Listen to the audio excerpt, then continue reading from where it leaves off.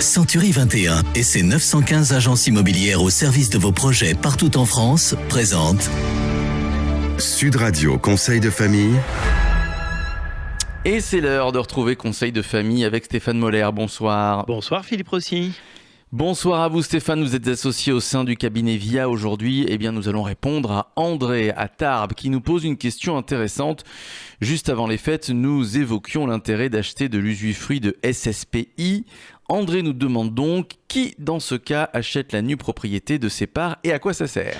Alors intéressant, et je vois que André a tout compris au démembrement de part de SCPI. Avant de lui répondre, nous allons revenir sur quelques notions.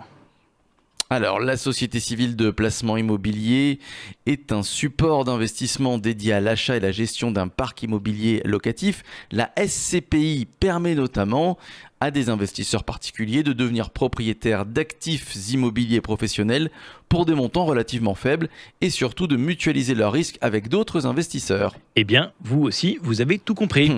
Alors, qu'en est-il, Stéphane, de la nue propriété de SCPI ? Eh bien, le droit de propriété est le droit de jouir et de disposer des choses de la manière la plus absolue. Mais lorsque le droit de propriété est démembré, il se décompose en deux notions.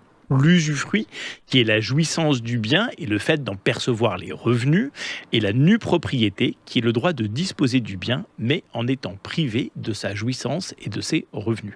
Il est donc possible d'acheter la SCPI en pleine propriété, mais aussi d'en acquérir l'usufruit, comme on l'a vu la semaine dernière, ou la nue propriété, comme ce que nous allons évoquer aujourd'hui. Alors donc, celui qui acquiert l'usufruit de SCPI bénéficie des revenus. Quel intérêt, Stéphane, d'acheter de la nue propriété de SCPI ? Eh bien, il existe au moins un avantage pour André d'acheter uniquement la nue propriété de part de SCPI.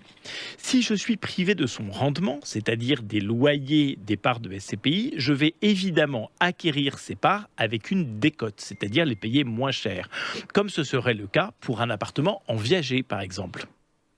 Alors, si je n'ai pas de revenus, Stéphane, quel intérêt d'acheter ces parts de SCPI ? Eh bien, souvenez-vous que le démembrement est temporaire, c'est-à-dire que je ne serai privé de mes revenus uniquement que pendant 5, 10 ou 15 ans.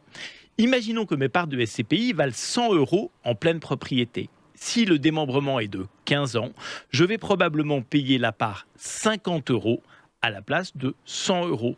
Et comme dans 15 ans, je récupérerai les loyers, j'aurai un bien meilleur rendement. En fait, j'aurais eu 2 fois plus de parts de SCPI.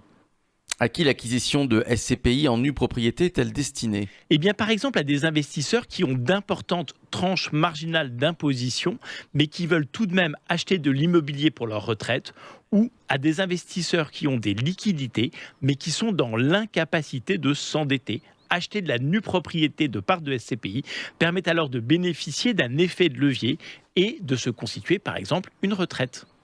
C'est très clair. Merci Stéphane. Conseil de famille à retrouver en podcast sur notre site sudradio.fr. Et puis évidemment, vos questions, c'est sur le site de Conseil de famille, conseil avec un s-2-famille.com.